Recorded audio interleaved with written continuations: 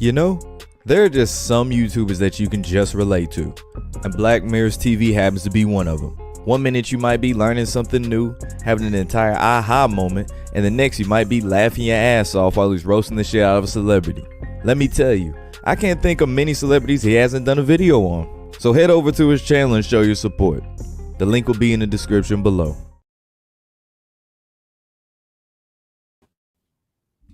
Yeah, we gotta get that music going real quick. Hit that like button when you get in too.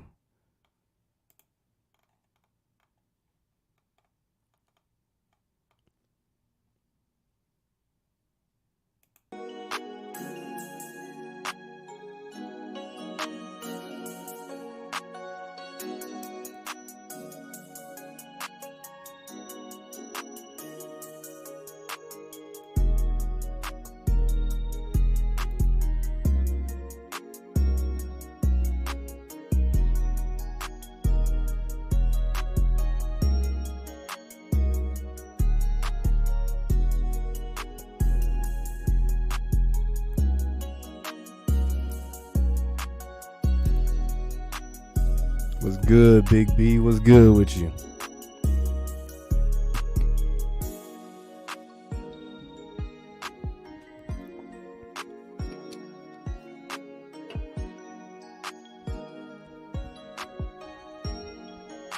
Let a few more people get in here before we get crack-a-lacking.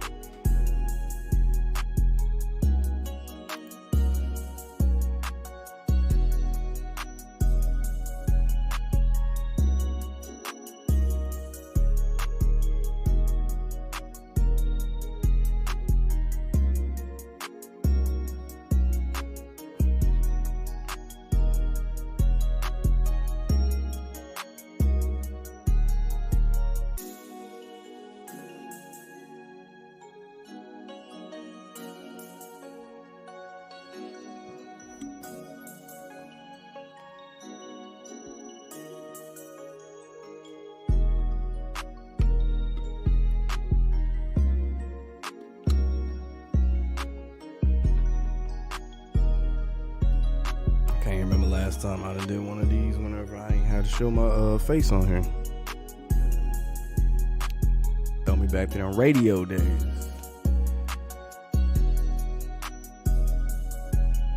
What this button does.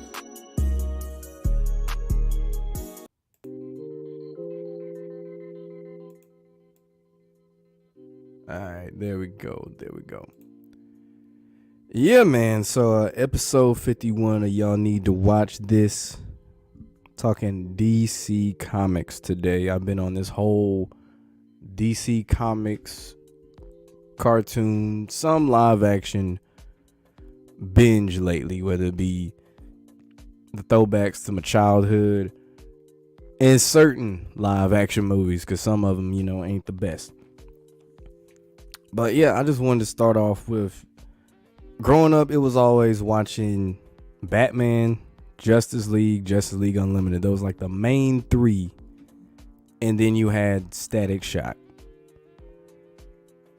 And I feel like a lot of the cartoons now miss that depth that those shows had. Like, you actually saw character development. You saw them actually tackle real life issues in a way where it wasn't undermined by some political PC bullshit.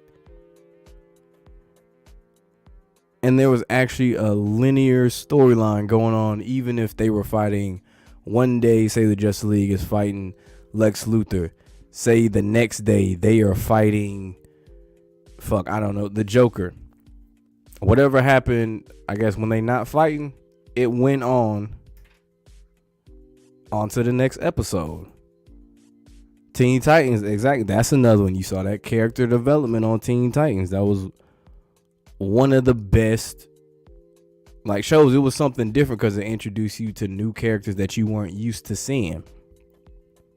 And I like shows like that, especially when it comes to superheroes. Show me somebody I haven't seen before. And growing up as a black kid in the 90s, we didn't really have a lot of a black superhero representation as far as cartoons went. Because you think about all the big superheroes in DC, Batman, Superman, Wonder Woman, Flash, the original Green Lantern, if you want to call it the original Green Lantern, Hal Jordan, all white people. Hawkgirl, all of them depicted by white people. And if they weren't that, they were like some alien or some shit like that. But we had Static Shock. And we had, with the Justice League, Green Lantern, it was John Stewart instead of Hal Jordan. And that is the first time that I saw as a kid like a black superhero. Like, you know what? There's somebody that looks like me. That's crazy. You see all these other, see an alien, you see some white people. But this dude right here, that one looks like me. He's one of my favorite. And then with Static Shock, same thing. Which was much more relatable because it's a teenager. He's in it. He's a teenager. Like I said, he had to deal with certain issues. Like his best friend's dad was racist. I'm sure some of us have dealt with that before, where we're cool with the friend, but the dad or the mom don't really fuck with black people like that. That show even dealt with, they had a school shooter episode back then tackling that type of stuff. They had an episode dealing with homelessness. Like Static Shock was really ahead of his time. And what's really messed up about Static Shock, I was watching a Phil Lamar interview, was that the reason they got canceled was because, let them say it, they didn't see a market for any action figures and toys, quote unquote. Which is such a huge fucking lie. Huge lie. You know how many kids out there would have killed to see a little action figure of Static Shock, you know, little dreadlocks and stuff like that, especially now. How popular that would be. You see how successful Black Panther was for black children and stuff like that. They finally had a superhero they could look up to and relate to in some way, shape, or form. They would have made a killing with Static Shock.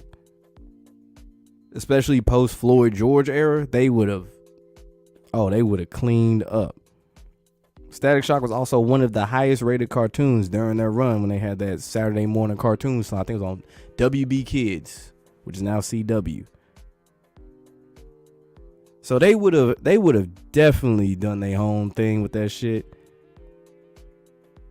And what made it even better was he would cross over with people like Batman, the whole Justice League, Batman Beyond. He would even see his future self.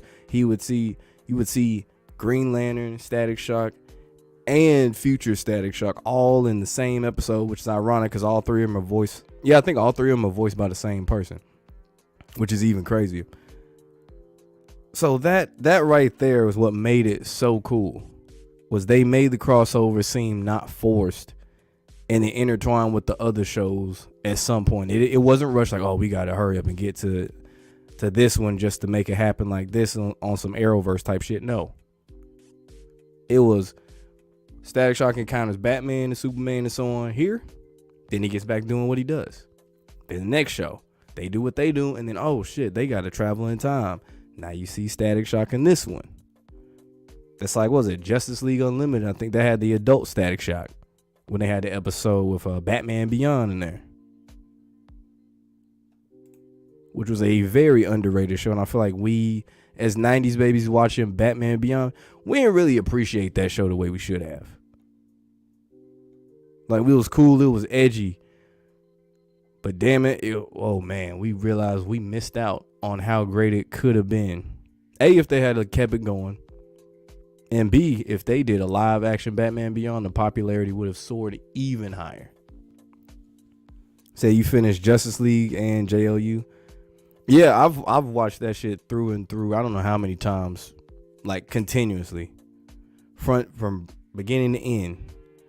The only show I haven't watched in linear order from beginning to end would be Batman the Animated Series. I always would jump from episode to episode depending on who was the villain. So I got to do that because I didn't realize on HBO Max the way they do it is they slip in the new adventures of Batman and Robin as a third season to BTAS.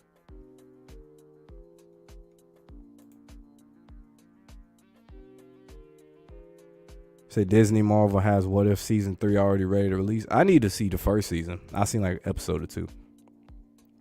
Yeah, I just skipped the season 3 on HBO Max just because I wanted to see those episodes with Nightwing and Robin and all of them and the Batgirl and all that shit.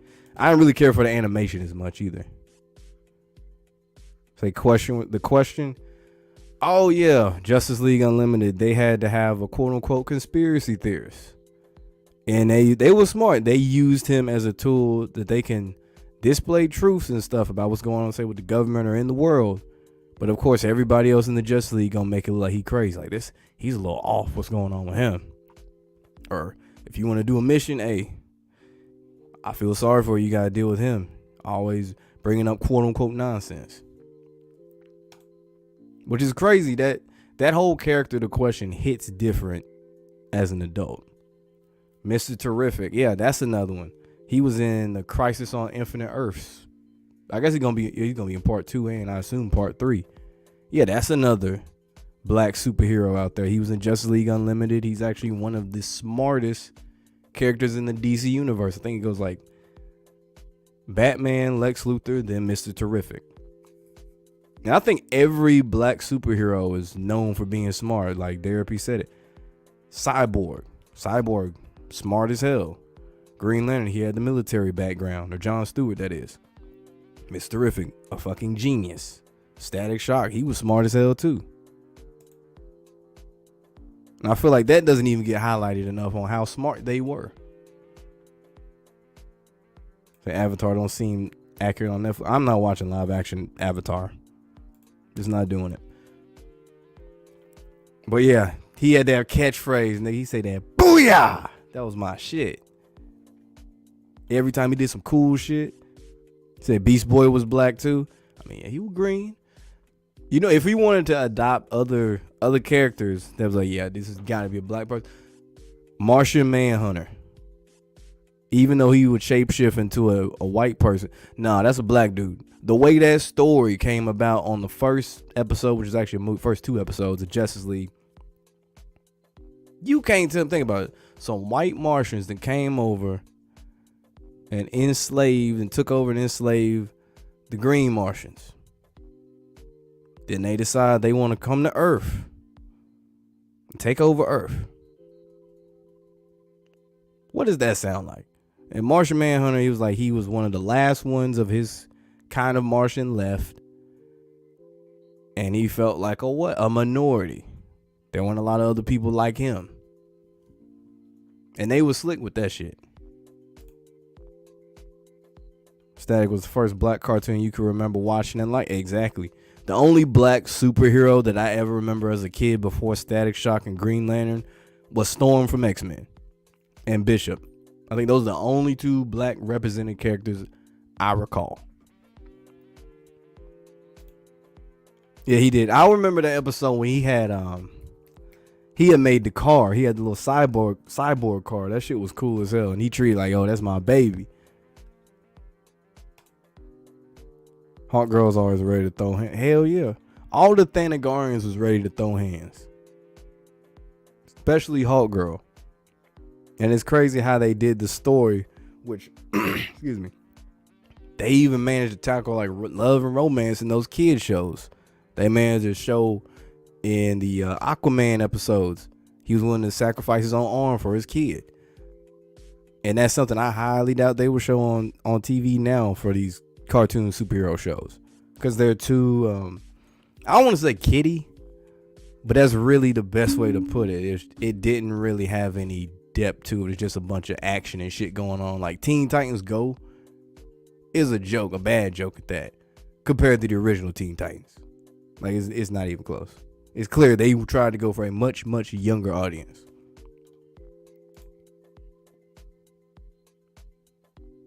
Man, so he's still beefing with Therapy. Never got into the Arrowverse. Excuse me. I tried so hard and got so far, but in the end it didn't matter. But no, seriously, I tried for like a couple episodes of Arrow. It was too forced. Like they tried way too hard to make it. I guess it was a little cheesy. But the Flash was cheesy as hell. But they tried to make it too dark. Like Green Arrow ain't no nigga like that. Like on some Batman Gotham type shit. To where you try to make it dark and no. That's not Green Arrow. Sure, he's rich just like Bruce Wayne, but nah. And I've heard people say that the first 3 seasons of Flash were good and then it fell off. I think maybe I just got to give it a chance. We'll see. That nigga said Chris Johnson. That Flash was cool for a minute, but the season just got worse and worse. Arrowverse is trash. I was looking this up yesterday, how many shows they had. They milked the hell out of Arrowverse. Like, they had cartoon, like web series is based off of that as well, which I think is kind of stupid, to be honest. Like, just make it its own separate shit. Now, you can't mesh live action and cartoon at the same time like that. I personally don't think you could do that. But yeah, they had was it DC Legends of Tomorrow, the Superman and Lois show with the dude from Teen Wolf in it, Supergirl, obviously Arrow, obviously the Flash. I feel like Batwoman. I tried watching that shit. That shit was trash. Granted, that show was littered with all type of PC rhetoric and you know, toxic masculinity, all that shit. So I was like, I ain't watching this. So even though we're discussing DC Spectacular Spider-Man, which ain't on Disney Plus. I forgot I don't know if it's a Sony reason or what, but that's the one everybody's been asking about, is why is that not on there? They got the other Spider-Man, but why is that not on there? The question, yeah, he was. I didn't understand him as a kid. I was like, who's this dude who ain't got a face? Like, I don't get it. Like, what's his power? What's he do? Turns out he's like a really good fucking detective and smart as hell and shit. And he got all type of different disguises. Warner Bros. Teased the Batman animated movie poster a lot like the Sony Spider-Verse films. They don't get the cartoons right. It was the 90s and 2000s timeline. So I heard last week that they're originally going to do like how they did the Spider-Verse. The Spider-Verse of Miles Morales. Like that animation style. They was going to do that for Batman Beyond. And then I think Spider-Man beat him to the punch. Like, shit, we can't do that now. But that would have been epic. That would have been what DC needed. Deathstroke. Yeah, and they had to change his name to Slade because Deathstroke is not kid-friendly enough. Which you can imagine why. But yeah, Slade, dude, that man would drive Robin crazy. He would drive him insane to the point Robin even had to make up a whole new disguise as Red X. Which I still don't know who the second Red X was when he was fighting Robin to this day. I forgot what the theory was. I don't know if they said it was Terra or who, or just a robot. I never understood that. But yeah, Slade used to drive Robin crazy. To the point Robin out here got a whole board of detective stuff with the lines going across this clip in the paper and all. It's like, bro, he had him going against his own squad. Had them trying to join him for a minute. Like, Slade was the definition of demon time for real in Teen Titans. Besides Trigon, of course. Couldn't pay to watch Batwoman. Yeah, the only Batwoman I enjoyed was the Mystery of the Batwoman movie from the DCAU. Justice League Doom, that movie was crazy and introduced you to Vandal Savage. Shit, he was in Justice League Unlimited. And I think he was in the original Justice League too. But yeah, that's the one where they took Batman's contingency plan and used it against the League. Which I was glad to see, because I done read about it. And I was glad to see they finally gave a visual for it. Sony owns the distro rights to Spider-Man. Yeah, we know. That's probably why they didn't get Spectacular Spider-Man. I don't know. Sony be doing some hoe ass shit just to keep Spider-Man on lock. But yeah, Justice League Doom was a good movie. The best Batman like animated movie, easily, not even The Killing Joke, and it's not even close because it's such a famous comic book. But it's also the one that had the most, I guess, poetic and symbolic breakdown and relationship between the Joker and Batman. My only issue, there are two issues. A, we didn't need a part where the Joker took advantage of Batgirl after he shot her and paralyzed her. We ain't need that. Not it. That shit won't fly nowadays, especially. We didn't need a Batgirl and Batman romance thing. That I need to know some ages, bro. Cause I get it. Batgirl was in college at this time, so she's like at least 18, probably 19. But how old is Batman at this time? I need to know. Really need to know. How old was this motherfucker? Cause just looking at like the time he gets or he adopts Dick Grayson, Jason Todd, Tim Drake went there on his own essentially. It's like, all right, man, it's kind of weird. You find these little young ass kids like Dick Grayson was what, like 9 years old. Like, it's kind of weird. Not even gonna hold you. It's weird as hell. Just saying, I wouldn't do that if I'm a billionaire. That's the last thing I would do. But yeah, with the Killing Joke, it was the whole point. It showed the backstory of the Joker, how he became the Joker from the Red Hood. He was a failed comedian. He was a pushover. His wife, he ended up losing his wife. He was part of a failed robbery with some mob that saw him as an easy ass lick. Like, this nigga he a pushover. He don't know nothing about nothing we doing right now. We can easily take advantage of him. We can make him Red Hood and get our shit done. And he'll be the fall guy. So it showed the backstory as to what made the Joker the way that he was. And then on the other end for Batman, excuse me, we have plenty of stuff anyway now on his backstory. It showed why he doesn't kill, and he mentioned the abyss, like the point of no return. Like once you cross that line, there's no coming back. You're no different than the villains that you're fighting against and trying to stop.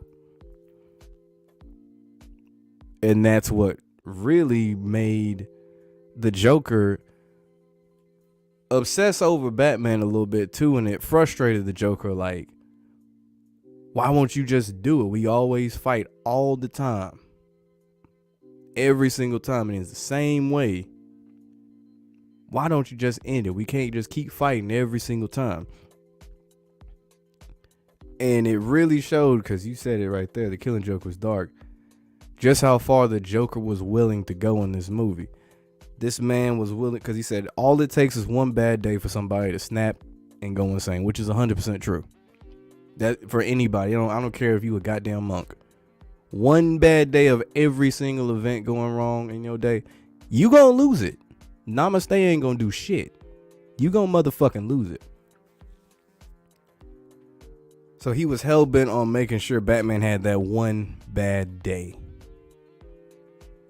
Because we know the Joker's one bad day was the failed robbery. He ran to Batman. He became the Joker and started laughing and became crazy. So this man went on out of a limb to paralyze Barbara Gordon, aka Batgirl, take advantage of her, and took photos. I forgot that part. That's some fucked up shit. All of that. He did the same thing to Gordon. As if that wasn't enough, he ended up tying up Gordon on some BDSM type shit, having this nigga in a cage and shit with his little deformed minions, putting him through this scary ass haunted house, and inside of it on the walls. Cause I forgot about this until I watched it the other day. I was like, yo, that's really fucked up. Like that movie sent me through so many emotions. It's like emotional roller coaster, and that's when you know it's a good ass movie. But on the walls it had pictures. Obviously it's not a straight up adult movie, so you can't show like titties and ass and all that shit. But like pictures of when he took advantage of Barbara Gordon, all on the sides of the walls for Jim to see. So he's seeing pictures of his daughter getting taken advantage of by the Joker, a dude he's been working essentially his whole career to arrest and take down. So the Joker's trying to break him on that facet. He already broke Barbara. He's trying to break Jim. Batman finally shows up. And after he saw what happened to Jim and all that, he's like, Jim told him, hey, take him down by the book. Batman was hell-bent on finding Joker this time. Finds him in the upside down, like kitchen, dining room type thing. They end up getting into a fight. Joker was winning For the most part, he hit the man with a chair, hit him with a frying pan on some Tyler Perry shit. And Joker was just getting frustrated, like, why won't you break? Why won't you do it? End it. Why don't you just fucking cross that line? Because the Joker's like, I done everything in my power to piss you off. I done broke your best friend. Your partner who you was sleeping with that shouldn't even been part of the movie did that. So what the fuck do I have to do to make you cross that line? And they don't. Even at the end when it looked like the Joker had Batman with the gun, it was one of them bang flag guns. There was nothing in it. It was like Joker's like, fuck. Threw the gun. And after all of this, Batman was still trying to help the Joker, talking about, I'll offer you help. Joker declined, and it's the one time he was like, serious, he didn't even crack a joke about it.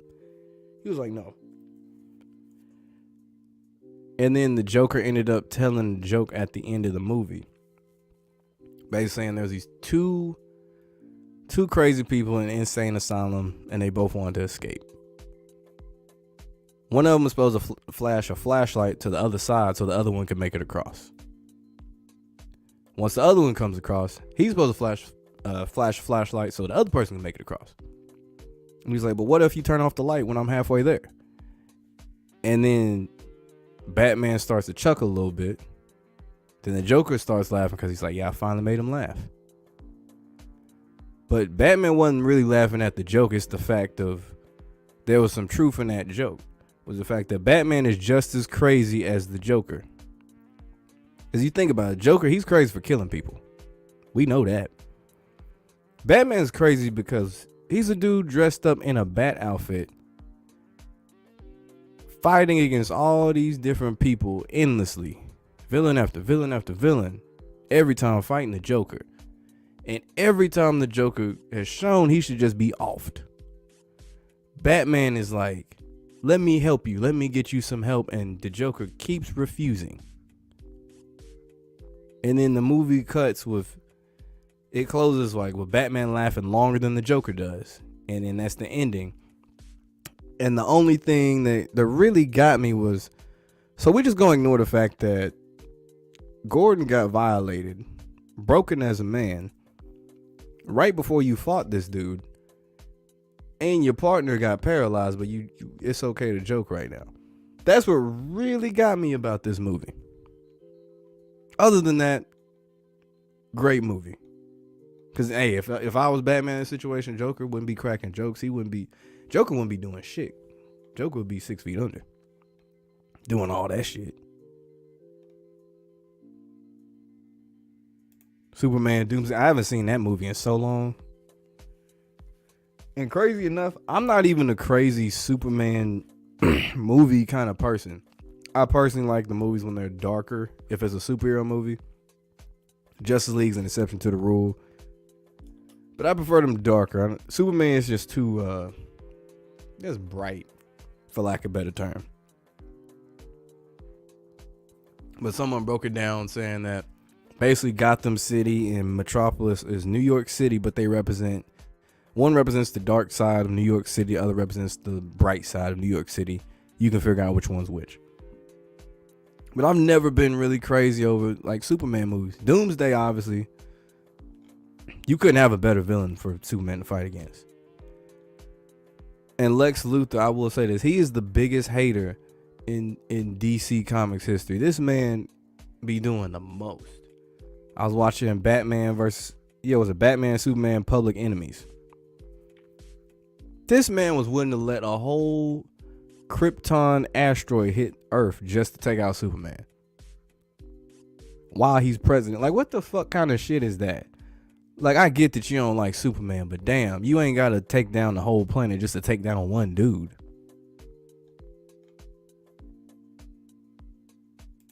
Said Batman a playboy for life. That is wild though. Like, this man, his regular job is to be a CEO of a company and be a playboy. That's his fake persona, ironically. And then the real one's the one that's out here breaking niggas' bones and shit. Which, playing those Arkham games, I'm not convinced he's not killing people. You can't tell me every one of them people he fought, they still alive. Especially after I saw that one interrogation scene in Arkham Knight where he had the Batmobile tire on a dude's arm and on part of his head. And then after the dude ended up giving Batman the information needed, Batman ended up dropping a knee on the dude's face. Oh yeah, you can't tell me Batman ain't got a body or two on him. Under the Red Hood was good. Yeah, I saw that one last night. That's a good one too. I feel like they kind of cheesed how quick that Bruce found out Red Hood was Jason Todd though. Like this man over here changing up the audio and shit. Like, bro, what? I get it. He was smart enough to get film on him immediately and start recording when he was doing the little chase scene, him and Nightwing. But what got his attention was when Red Hood was smart enough to cut that grapple line. Just nah, nigga, you And then before the train or subway or train, whatever came across, he talking about, what was it like? He said something about I forgot what the line was, but it was referring to the past, and apparently he said Bruce. The first time I didn't hear Bruce at all, but when they slowed it down, he said Bruce, and then Batman immediately knew who it was.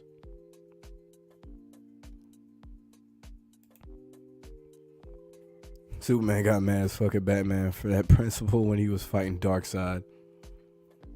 That's the one time that'll make Superman really turn up for real, is Darkseid.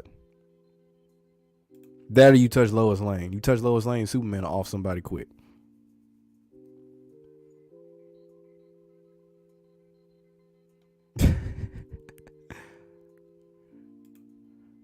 I don't know. Sony already fucking up with him now.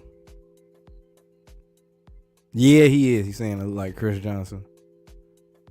Yeah, Arkham Batman's ruthless. They got YouTube videos talking about what Arkham Batman survived against the DCAU Batman villain. I'm like, nigga, he would kill them. The shit he was doing. He was slamming dudes' heads on concrete. Like, you can't tell me they survived that. Like, you get you change up the vision and stuff, and you check the heart rate and stuff, and they just say unconscious. That dude is dead. Batman Long Halloween was great too. The guy who played Harvey killed it. Yeah, that was a good one too. Long Halloween was a great movie. There's a couple knocks on the animation though. If the woman was the one who was the holiday killer, why is it whenever you don't see their face, it's the body of a dude, head shape of a dude, the eye color's different. But then whenever she's just out and about on some regular shit, she got light colored eyes and a petite body. That's like one little detail they fucked up on.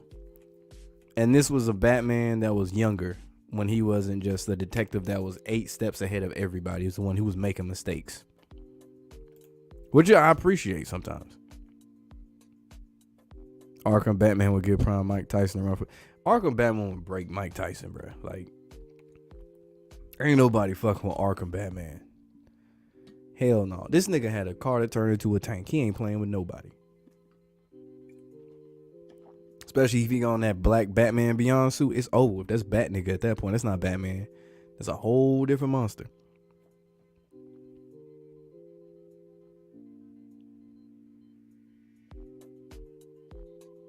But since we were talking about Superman too, I forgot this. We know Superman's weakness is magic. People also forget that Captain Atom can beat Superman's ass too. Like, it's not just if you got kryptonite, you can beat Superman. Or you got magic, you can beat Superman. No. Captain Atom, he got an endless supply of energy, dog. Like, he could put the work in on Superman. And I had to look this shit up. Like, why is that? And here's what I came across. Captain Atom's regular power level is often debated and can fluctuate, especially due to the unstable nature of his abilities. He's basically just straight energy. However, Monarch is a testament to the fact that in his most powerful state, the energy-based hero could surpass the Man of Tomorrow, Man of Steel, Superman. Considering how effortlessly Monarch was able to defeat Superman, it's easy to imagine even a version of Captain Atom not his full potential still overpowering Kal-El or Superman. He's shown in multiple stories, including Countdown area. Captain Adam's energy is among the most destructive forces in the DC universe, making him unquestionably more powerful than Superman. Shit, I remember that Justice League Unlimited episode where Captain Adam could have ended Superman, but he didn't. I forgot who stepped in to stop him, but he didn't. And my only thing I don't like about Captain Adam, because on one end, he don't get the props he deserves as a superhero, period. I'm like, y'all sleeping on Captain Adam, bro. Like, he that dude for real. But he spit so much, because he's, military and shit. He spit so much American propaganda. It's so annoying. It's like every phrase. It's like, nigga, who paid you? It's like, nigga, you're not a politician. You're a superhero. Well, actually, you're a tool for the government. But it's like, dude. That's the only thing I don't like about Captain Adam. Man, I don't even hear that shit from Captain America. And America's in the nigga name.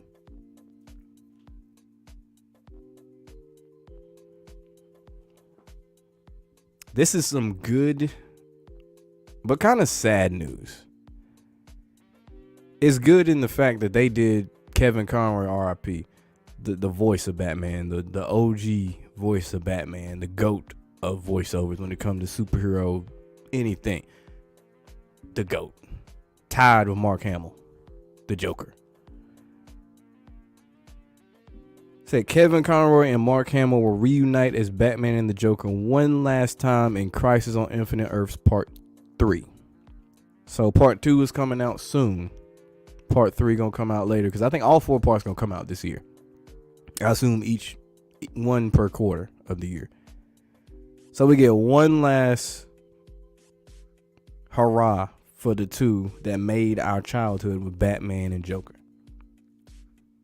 Which I can't wait for that. Because anytime I see Joker in cartoons and he has another person doing the voiceover, it kind of throws me off. Like, that ain't the Joker. I know. I don't know about all that. Kevin Michael Richardson. Yeah, I mean, the Batman, I'll let that slide. Because that Joker did have dreadlocks. I'll let that slide. The one from Under the Red Hood, he wasn't bad. But I mean, Mark Hamill, dog. That is the Joker voice. The Arkham Joker, that's Mark Hamill. They also in Justice League, the fighting was great. Every time Black Canary and Wonder Woman, it was amazing. Yeah, Black Canary got hands for real. Mark Hamill's the GOAT for real. He would just talk like the Joker daily to mess with people. I've always wondered this, like, we know, and I'm talking about live action now with the Joker. We all know that Heath Ledger played the greatest Joker of all time in the live action world. I would say if it wasn't for shit casting afterwards, we might not be saying that. When I say part of the reason we say he's the greatest, or he played the best Joker, partially because he did. That's part of it. But when you follow up with Jared Leto and Joaquin Phoenix, that shit ain't it. I really don't know what they was thinking with Joaquin Phoenix as a Joker. Like, that ain't it. Jared Leto, we ain't even gonna go down that rabbit hole of trash. Saw what Morbius was. That shit trash. He need to stay away from superhero movies. But there's always been this fan demand for Willem Dafoe, played the Green Goblin, playing the Joker. And I think that would have been the best. Had he have done the Joker instead of Heath Ledger, I think Willem Dafoe would have done a better job, because like that seems like his role. I mean, he already did Green Goblin phenomenally twice. Well, 3 times if you want to count the voice and shit in Spider-Man 3. But he did a phenomenal job. And like his head shape, he kind of got the face of a nigga who look like the Joker. The only thing you got to do to fix is that little gap in his teeth, which you can fix that. That's not an issue. But other than that, yeah, Willem Dafoe would have been one of the best Jokers. Easily. But instead, this nigga ended up in Aquaman. Which wasn't even necessarily a bad movie. I've also wondered, what if they had Mark Hamill as that Joker instead of Heath Ledger? Because think about it, you already got the voice. That is the voice of the Joker. And the star power on top of that, because had Mark Hamill have done that role, he would have been, because he's 72 now. I think that movie came out, 2008? And it probably, took 2 years to film, so 06. He would have been like 50. Probably around like 50. So he would have been a good age range to be the Joker. I would have liked to have seen that too. Either or, I know we're not going to get that, but that would have been nice. And the star power, just think about this. You have The Dark Knight coming out. It was already anticipated because Batman versus Joker, which we hadn't seen since, Jack Nicholson.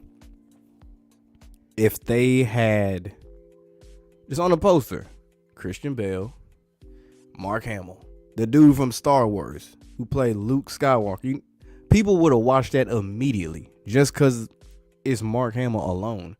And you would have got all the people who like the BTAS show on top of that. They would have knocked that shit clean out the park. Jack Nicholson was a good one when he was younger. I really didn't care for a lot of the people they used for villains back in the day in those Batman movies. They had star power now. They definitely went out their way for the star power in those movies. They had Jack Nicholson as Joker, Tommy Lee Jones as Two-Face. I think they miscast the hell out that one. Jim Carrey as the Riddler, another miscast. He's someone who could have played the Joker instead. Arnold Schwarzenegger as Mr. Freeze. Terrible. Uma Thurman, Poison Ivy, yeah, that's whatever. Danny DeVito as Penguin, that makes sense. He about the same size. But they went, and George Clooney as Batman, we know that's not the best Batman. He would have been a good Bruce Wayne, but not a good Batman. The Jared Leto Joker was goofy as fuck. You remember when Rick Ross and Leto collabed for a music video? Yeah, that purple Lamborghini shit, yeah. It was like part of the Suicide Squad soundtrack. If I remember correctly, I want to say Rick Ross was in the movie. Like, made a cameo in that one scene. Like, when they first showed him. I might be wrong. He did. Especially the twist. When it seemed like he was good, and then it turns out this nigga was the same old nigga. He was just playing niggas like a fiddle. Spider-Man 2002 Green Goblin was great. Love that. When Goblin and Spider-Man was fighting at the... Yeah, iconic. Yeah, I always thought that was weird. Like, Riddler... I didn't like that casting. That was... I think that's more of... They just went for big names. Like, Arnold Schwarzenegger is Mr. Freeze. That's just a huge disservice. I've never seen Mr. Freeze have an Austrian accent in any cartoon I've ever watched. That's just not it. I shouldn't have to expect Mr. Freeze to say, "Get to the chopper." Get to the chopper. I can't see that. Kilmer was solid. Yeah, he was. Val Kilmer was solid. The new Riddler they have in their most recent Batman movie, I like that. It's different. It has a darker spin on it, which I can highly appreciate that. I don't need Riddler to be goofy. You want to do that? Put it in the cartoons now. Since the ones geared towards kids are shit. Go crazy, do that. But I really want to. Ooh, hold up. Listen, we weren't watching the movie because we wanted to be entertained. We was watching the movie because Halle Berry was in a Catwoman outfit. Let's be real. I was in like fourth grade. Yeah, listen. I didn't give a fuck what's going on in that movie, nigga. That was Halle Berry in a Catwoman outfit.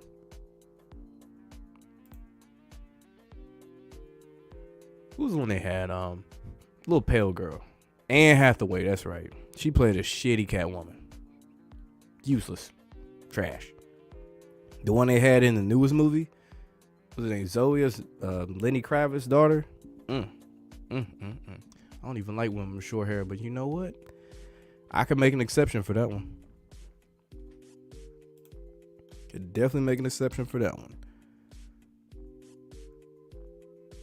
Damn, this girl talking shit. She gonna get her ass beat and pulled.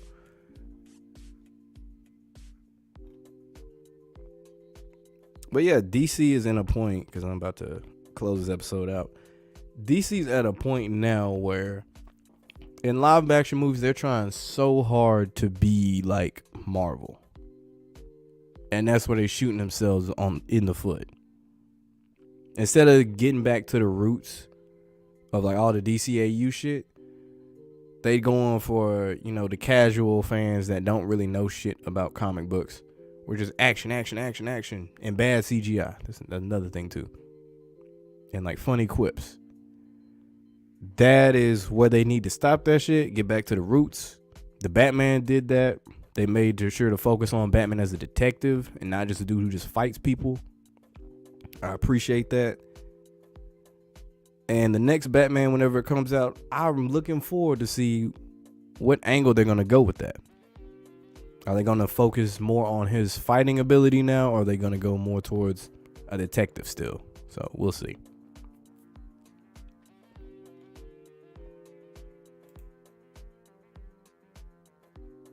The live action will never catch up to the animated. It's just such a mess.